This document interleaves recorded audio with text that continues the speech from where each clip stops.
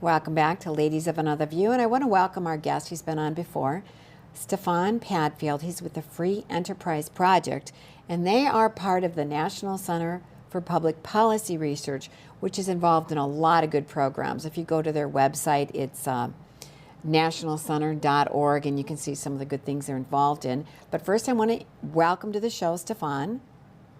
Well, thank you for having me. It's great to be back. We're going to start out talking about these woke corporations because you're in the thick of things, and you often hold their feet to the fire. And they are saying that they're not taking sides on the whole Hamas-Israeli thing, but that's not their history. You're calling them hypocrites as a result, right? That's absolutely right. It's a little too convenient that if we rewind back to the BLM riots and the events following George Floyd's killing, corporations were very much falling all over themselves to make statements and make financial donations. And now all of a sudden, when Hamas commits these atrocities against Israel, now all of a sudden these corporations want to stay neutral. And it's certainly true that groups like us at the Free Enterprise Project and at the National Center have been pushing corporations to get back to neutral. But in this case, it's just a little too convenient, specifically because in both cases, it's essentially siding with the left, right? So you've got the support for the Black Lives Matter movement and all the problems that come with that. It's essentially a neo-Marxist, anti-family, anti-white, anti-US movement. And then now, today, you've got essentially the pro-Hamas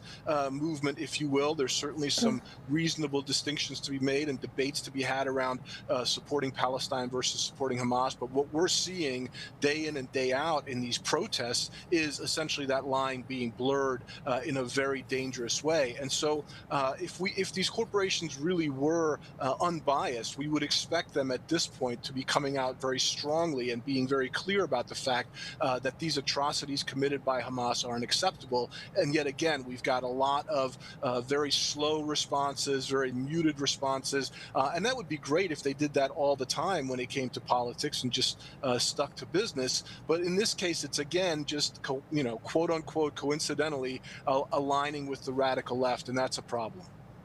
So do you, because I've heard a little bit of backlash with some people pulling out their funding to colleges and things like that. I mean, what is happening with these, like the board of directors and things like that? I mean, with the BLM, that happened, and now how these corporations are kind of, like you're saying, standing kind of silent.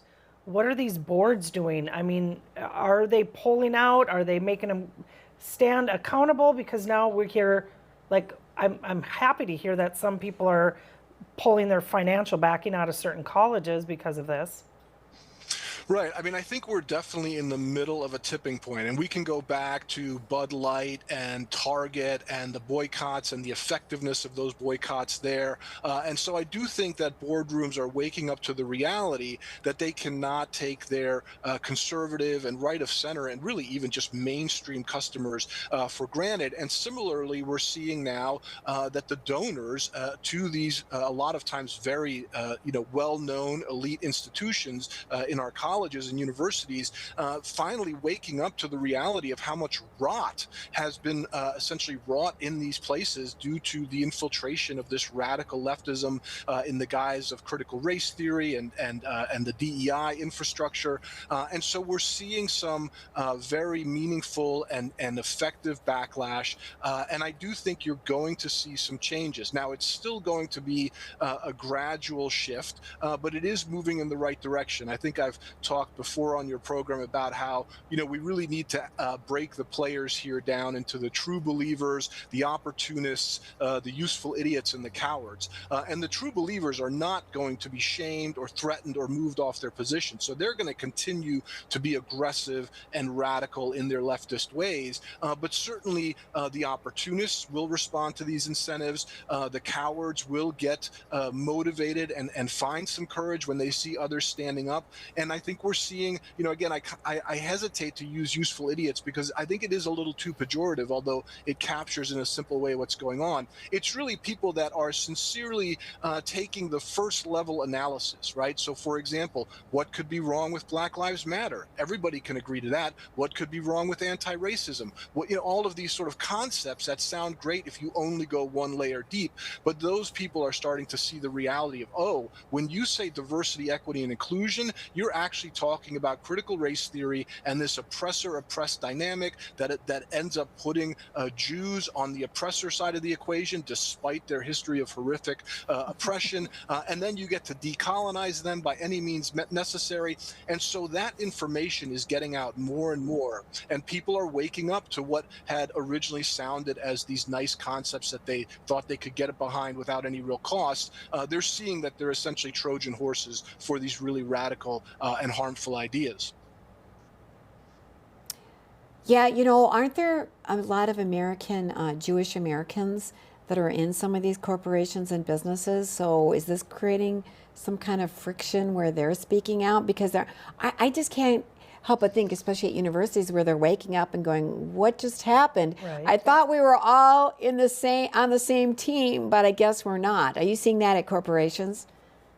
Yes, absolutely. I think, we hear this term realignment come up again and again. And I think you're seeing that both in the universities, you're seeing it in corporate boardrooms. It's a slow shift, but as people become confronted more and more and get hit in their bottom line more and more, they are being required to basically reassess their alliances and are waking up to some stark realities. I mean, it's not dissimilar to what we're seeing in the feminist community, right? Where basically feminists are now torn between having for so long been on the left side of the aisle, but now seeing the left side of the aisle basically destroy women's sports and destroy women's safe spaces with the transgender ideology. And so they're having to reassess. And so there's multiple places where we're seeing this realignment, and it is happening, although slowly, in the corporate boardrooms as well. And we'll just keep the pressure on until we get back to neutral. Yeah, I think everybody was just skipping down the Yellow Brick Road thinking, here we go, this is just lovely. But it's not turning out that way. It's starting to unravel. So speaking of the gender issues and that unraveling, we're going to talk about that when we come back, so don't go away.